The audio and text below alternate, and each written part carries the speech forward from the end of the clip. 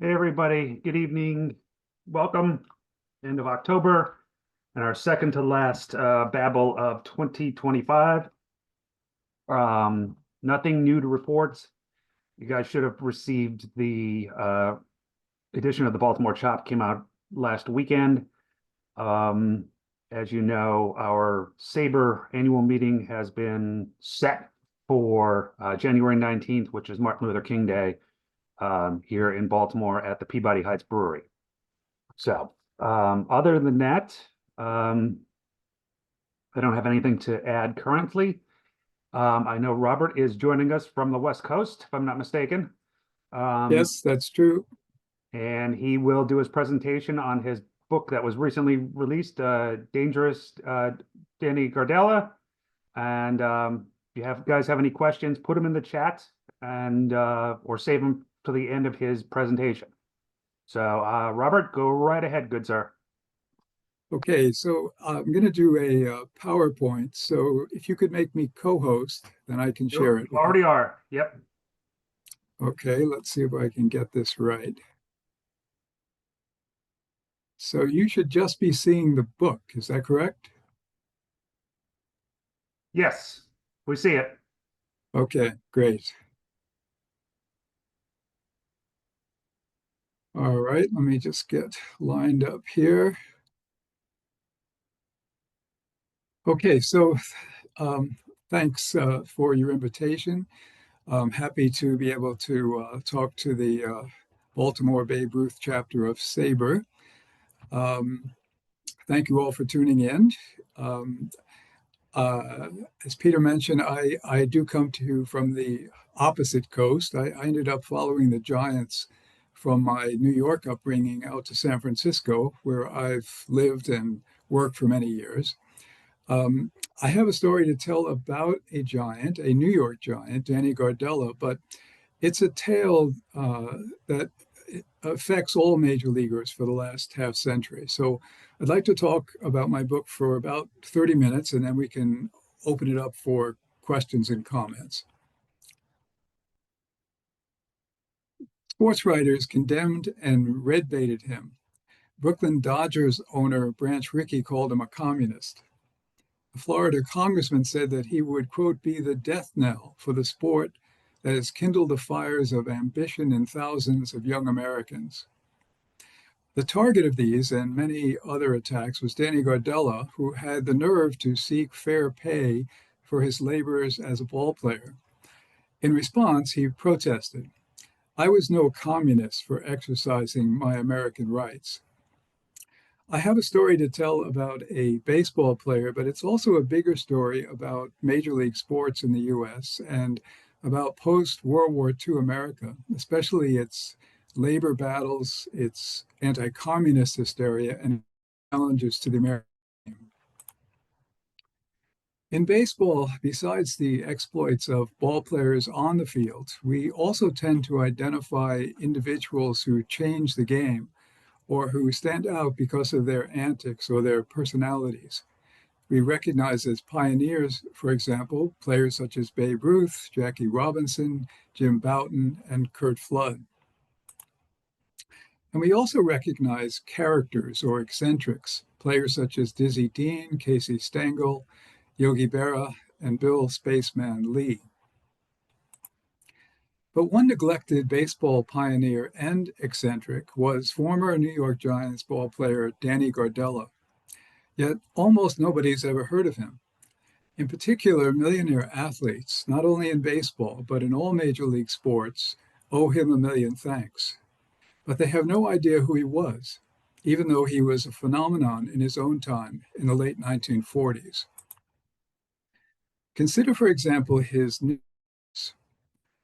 Nicknames for ball players have had a long history in baseball. If you were anyone at all in baseball, you had to have been given a nickname, but only occasionally would you have more than one. Danny, however, was given more than 3 dozen nicknames, which suggests the exceptional kind of character he was.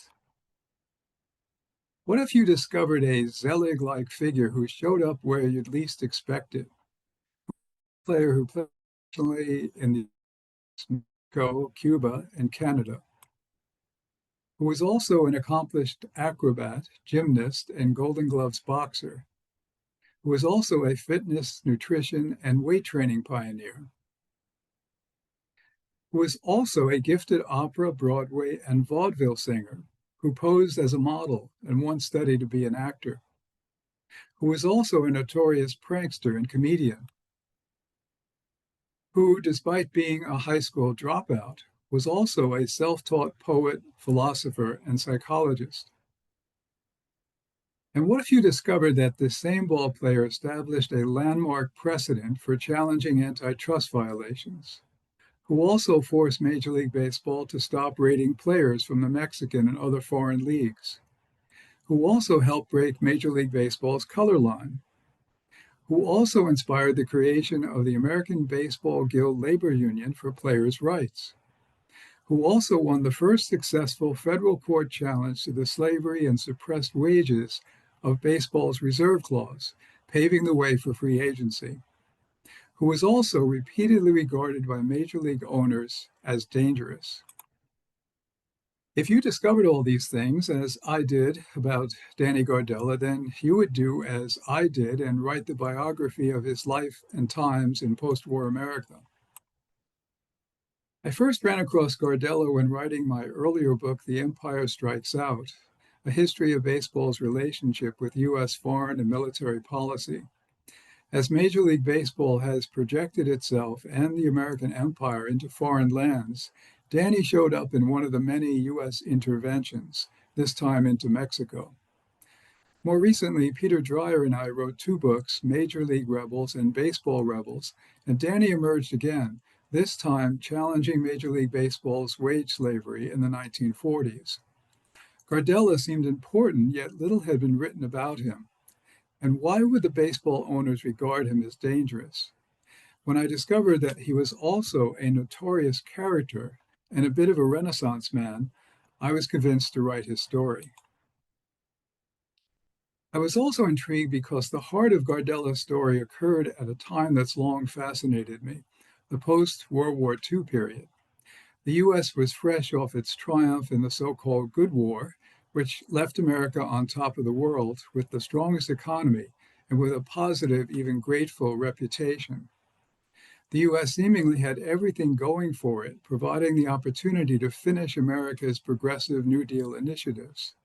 We could champion peace rather than war, international law rather than empire, an economy for the many rather than the few, and justice rather than exploitation for workers, minorities, and women.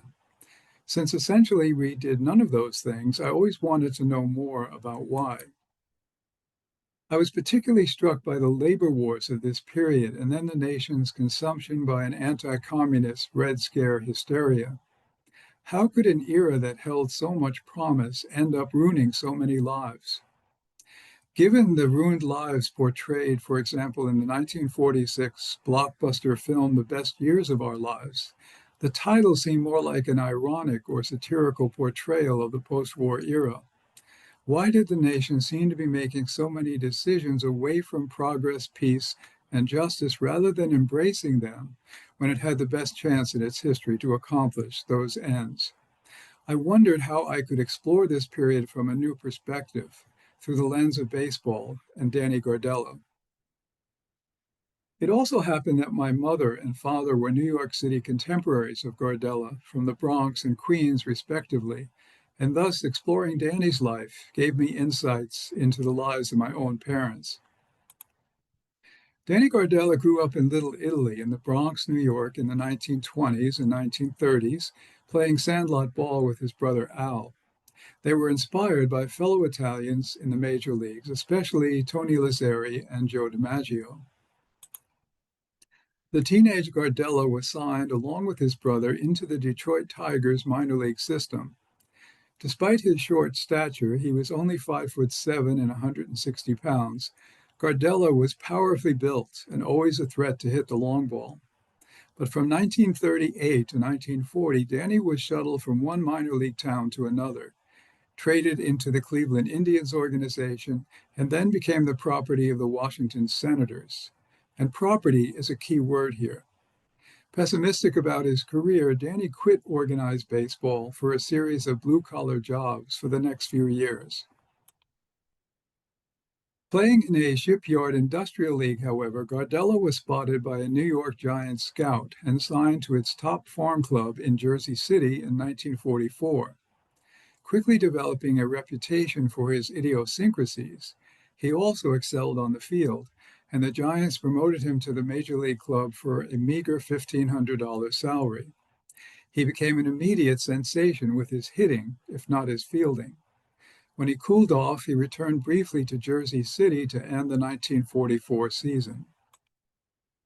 With another impressive start in Jersey City in 1945, however, Giants player-manager Mel Ott, shown on the left here, quickly returned Gardella to the Giants to start the season, and he never left. Danny hammered the ball all year, was elevated to batting cleanup, won ball games with late-inning home runs, and replaced Hall of Famers Joe Medwick and then Ott himself in the outfield, thus earning a pay increase to $4,000. Danny became a fan favorite, inspiring the Gardella Garden rooting section in the outfield bleachers, a Danny Gardella fan club, and the first ever fan banners at the Polo Grounds flown on his behalf. Ending the season as a Giants leader in hits and RBIs, he was also one of the National League leaders in home runs. Despite his brief time in the majors, Gardella was already known for his antics and eccentricities. Fielding balls hit to him in the outfield was sometimes an adventure for Danny, although unfairly exaggerated by sports writers. A bodybuilder when baseball frowned upon weight training, he was also a vegetarian among steak eaters, and some people believe he invented the smoothie. He'd walk on his hands in the outfield, perform one-armed handstands on his bedpost or the dugout roof, and hypnotize his teammates for better performance. On team train rides, he'd quote Freudian psychology or Shakespeare's Macbeth, or poetry such as Thomas Gray's Elegy or Edgar Allan Poe's Annabel Lee. In the dugout, on the team bus, and almost anywhere, he'd sing opera, such as Puccini's Tosca or Verdi's Aida, and ballads and show tunes such as Danny Boy, The King of Broken Hearts, and All the Things You Are.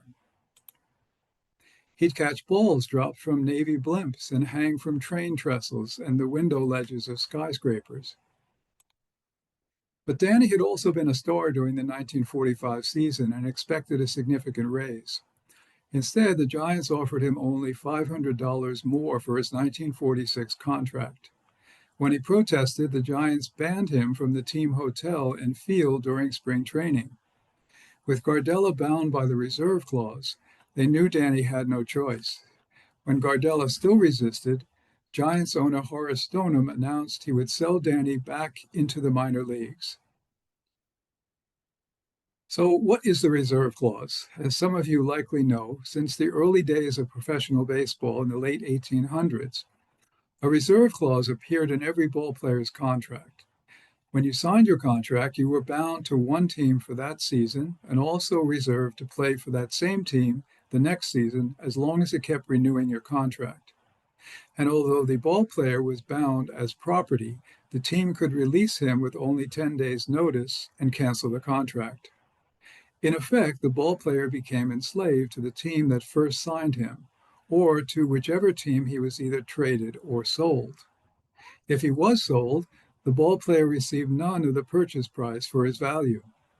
Since the reserve prevented the ballplayer from offering his services to other teams to the highest bidder for a better salary, this suppressed his wages for nearly 100 years.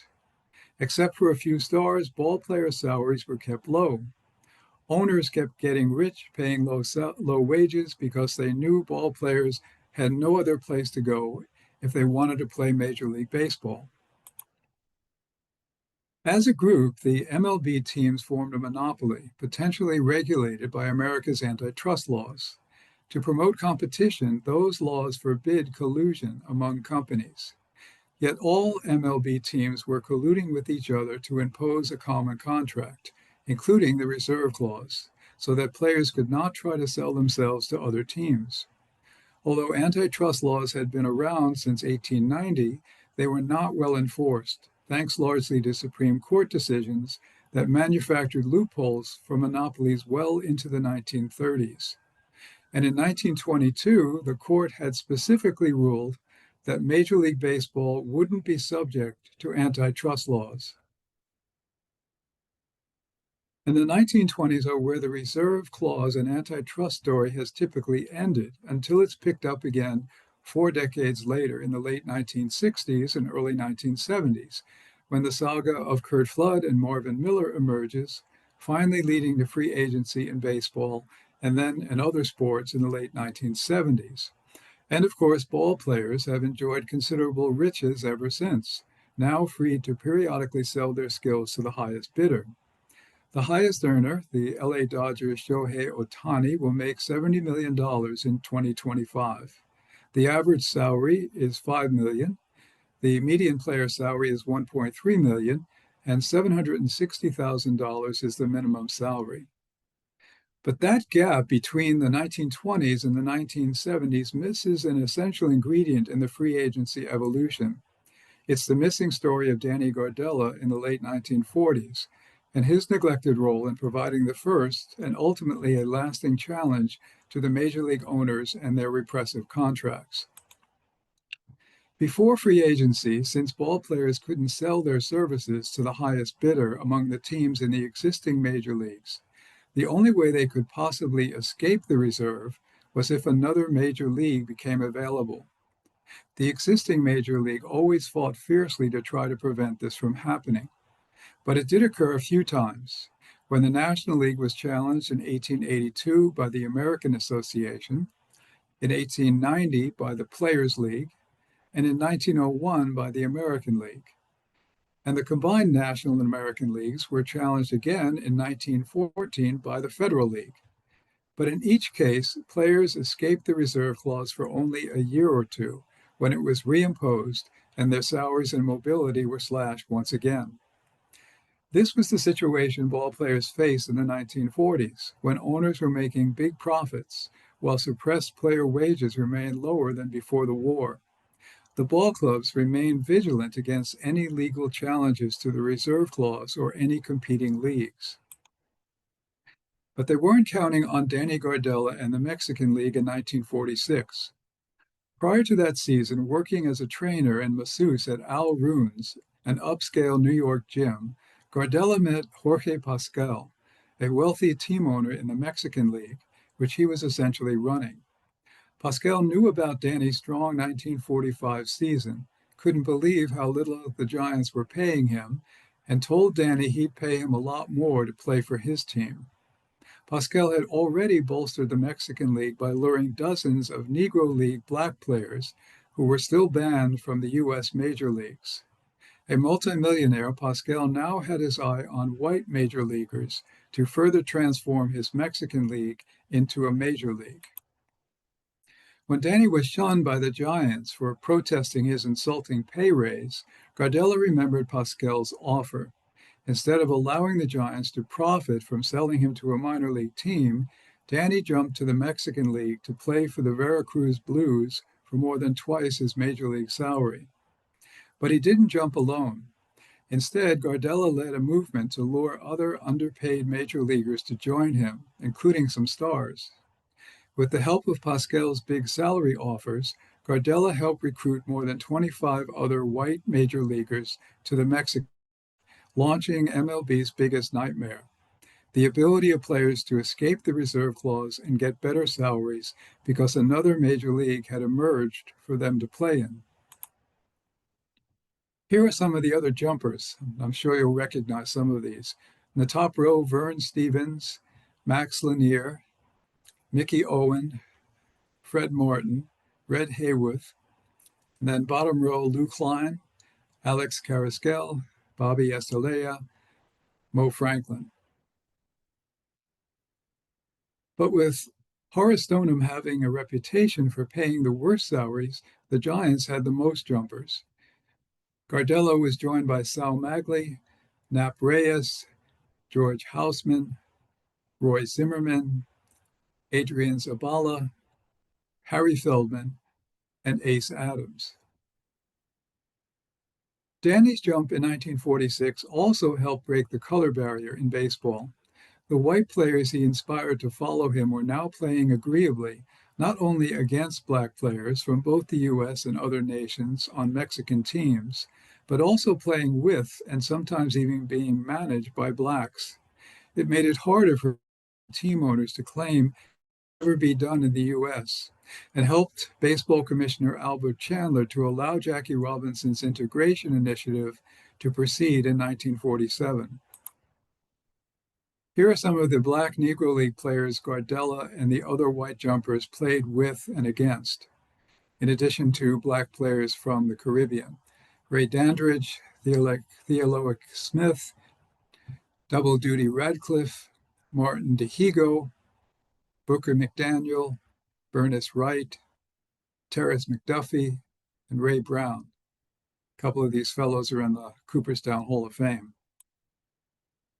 Babe Ruth was brought to Mexico in 1946 by Jorge Pascal to promote the Mexican League and to exploit MLB's snub of the Babe's managerial aspirations. America's baseball hero not only generated huge turnouts of Mexican fans, but Ruth also repeatedly praised Pascal's initiatives. Quote, "I think the Pascals are doing a fine thing for baseball in their country. In another year or two, they really may have something big," close quote. Ruth praised Pascal for, quote, "unselfishly trying to give the people of his native land the kind of baseball they deserve," close quote. As for MLB's emerging threats against the jumpers, Ruth recalled his own experience when he was tempted by the Federal League Challenge in 1914 with a $20,000 offer, while the Red Sox were paying him only $1,300. In Mexico in 1946, Babe called MLB a monopoly and claimed that, quote, "anyone could see that the player contracts were one-sided and unfair," close quote. When asked whether he would be managing in organized baseball, he said, quote, "they don't want me there. They're afraid with me around, salaries would go up. And it seems with the crowds they're drawing, good salaries should be paid," close quote. Instead, Pascal offered Ruth the job of the Mexican League commissioner. The Babe's appearance in Mexico was a huge propaganda coup for the Mexican League and a blow to the legitimacy of MLB player contracts. Gardella had two memorable encounters with the Babe. When Danny was a kid attending a game at the ballpark in New York, he jumped down into the dugout before a game, and Ruth joked with him for a few minutes, but then shooed him away so he could prepare for the game. Danny didn't see Ruth again. Babe was invited to Mexico in 1946. Gardella found himself in the same outfield with Ruth during an exhibition. Looking for a plug of tobacco to chew, Ruth called Danny over. Gardella had none except for a cigar in his pocket he was given by a teammate who had just had a baby. Ruth bit the cigar, kept one half for himself, and gave Danny the other half. And while they were chewing, they had a chat Gardella never forgot. Danny also never forgot a hair-raising incident that followed. Ruth was put up to bat to hit some long balls for the Mexican fans. But instead, Mexico City Reds pitcher Ramon Bragana tried to strike Babe out. When he wouldn't stop, Reds manager Ernesto Carmona went to take him out. Bragana shoved him and stomped off. The new pitcher eased up, and Ruth hit a couple of balls into the bleachers, the last home runs he ever hit at age 51. But after the game, as told by Danny's teammate, Mickey Owens, quote, "it's just Bragana, me, and Gardella getting dressed in the clubhouse. Carmona comes in and demands an apology. Bragana starts arguing and Danny tries to intervene, but then Bragana hits Carmona in the face. Carmona is really angry, but I get him off to the side and Gardella gets Bragana off in the corner when Carmona's brother, the clubhouse boy, comes in with a pistol this long and threatens Bragana. People are talking to the boy through the door, trying to stop him from killing Bragana. Me and Gardella had to jump over this 6-foot wall to get out. and a soldier finally restored order, close quote. In any case, in response to the Mexican League threat, MLB blacklisted Gardella and the other jumpers to punish them and deter others from following, since the Mexican League, free from the reserve clause, was threatening MLB's low-wage business model and tempting big-name players such as Ted Williams, Stan Musial, Phil Rizzuto, and Bob Feller. The 5-year ban essentially meant ending players' major league careers if they tried to return. It also blacklisted them from the minor leagues and even from semi-pro baseball. When Danny returned to the U.S., he was deprived of his ability to earn a living playing baseball and singled out as a pariah. After Mexico, Gardella played 2 winters in Cuba, where he was the home run champ in his second season. He resorted to barnstorming around the U.S. with other jumpers to try to make a little money. Danny joined Max Lanier's All-Stars, who went undefeated in 80 games in 1948. Then he played and starred in the Provincial League in Canada, leading the Drummondville Cubs to the QPL Championship in 1949. Beginning in 1945, despite the cheery assumptions about America's post-war economy, prosperity for American workers was fleeting. Corporate America began a war on labor. The U.S. had rejected full employment, FDR's Economic Bill of Rights, and other initiatives for economic democracy. Conservatives and corporate lobbyists secured a series of anti-union right-to-work laws from state legislatures. The post-war Republican Congress passed the repressive Taft-Hartley Act in 1947, targeting unions, imposing loyalty oaths, and persecuting labor activists who were red-baited in the emerging Cold War Red Scare. American workers were on the defensive, struggling to protect their progress toward a decent standard of living. Wars between labor and capital dominated the post-war era, with workers launching hundreds of strikes in 1945 and 1946 alone.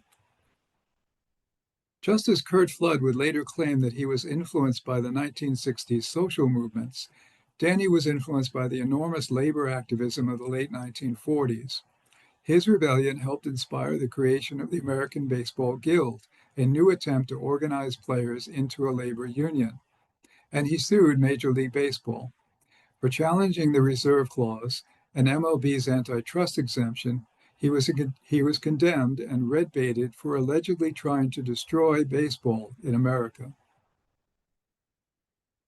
After a long battle, the Gardella versus Chandler legal case finally reached the Federal Appeals Court for the Second Circuit in 1949. Confident the court would reaffirm the 1922 Supreme Court decision that granted organized baseball an antitrust exemption, the owners were shocked when instead the reserve clause was condemned. The rebuke came not from just any judges, but instead from 2 of the most esteemed appellate court judges in American history, Jerome Frank on the left here and Leonard Hand. Frank claimed that, quote, "We have here a monopoly which, in its effects on ball players, possesses characteristics shockingly repugnant to moral principles that, at least since the war between the states, have been basic in America, as shown by the 13th Amendment to the Constitution, condemning involuntary servitude. The reserve clause results in something resembling the peonage of the baseball player," close quote. As a result, Gardella was granted a new trial with the weight of these 2 jurists hanging over the outcome.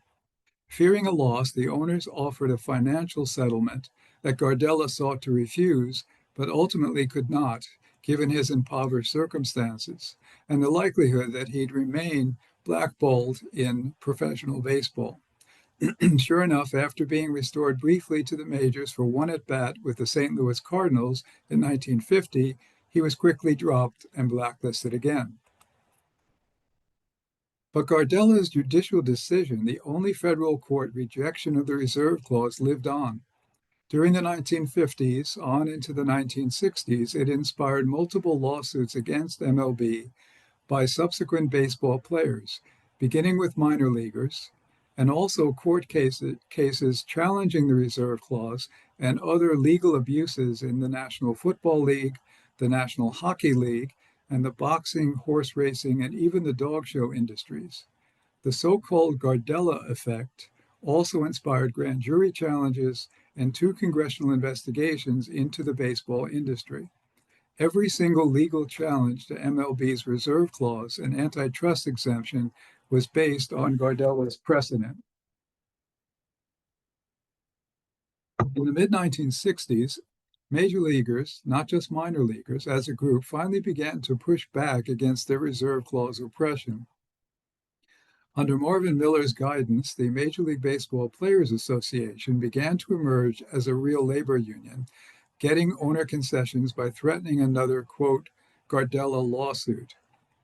Then in 1969, Curt Flood refused to be traded from the St. Louis Cardinals, and the more familiar story unfolded.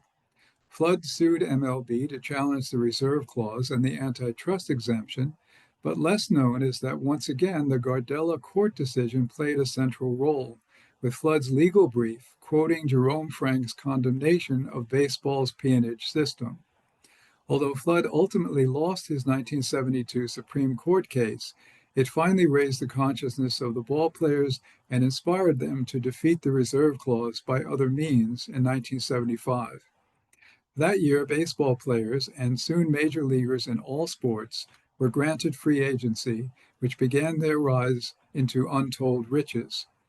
And the owners got richer too. Danny, of course, enjoyed none of those riches. Gardella's vaudeville and Broadway singing career in the US and Canada was promising but fairly short-lived, and he spent most of the rest of his life toiling at a series of blue-collar jobs, almost completely forgotten. He died in 2005 at the age of 85. While Danny Gardella wasn't in the room where and when it happened, his rebellion sacrificed his career and began the process of freeing ball players from their shackles and miserly incomes. The Major League Baseball Players Association became the nation's most successful labor union. Millionaire ball players owe Danny a million thanks, yet none of them know who he was or what an entertaining character he turned out to be, or what he helped accomplish on their behalf. A neglected pioneer, hopefully that can begin to change on this, the 50th anniversary of free agency. Of course, there's much more to say about Danny's life and times, but I think I'll stop there for questions. Thanks for listening.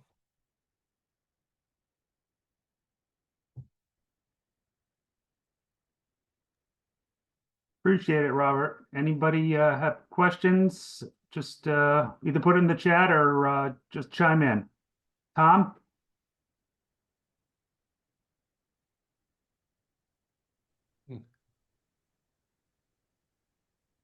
Yeah, I do. Thanks for the very interesting presentation. Since he was a ball player around World War II, do you think what was that impact? Would he have made the major leagues if there hadn't been World War II going on? I'm sorry, I didn't fully get your question. Are you talking about the impact of the war on the players? Or at least on his situation? But since he was, I think Yeah, he started playing there, if the players well, coming back. the one thing to raise is the question of whether he would have gotten the same chance that he got if there weren't some of the ball players still away at the war, and I think that's sort of an open question. He did do quite well, and a lot of the players were back. Some of them only left briefly anyway. But sure, the talent level was lower. I think everyone has commented on this. Maybe not quite as low as some people think, but certainly that gave him probably a leg up in being able to jump from an industrial league to the top farm team, the Jersey City team for the Giants, and then almost immediately from Jersey City up to the big club. He did do quite well, though, when he got there. I don't know if that answers your question. Yeah, it does. And it put some context around it. So thanks. Yeah.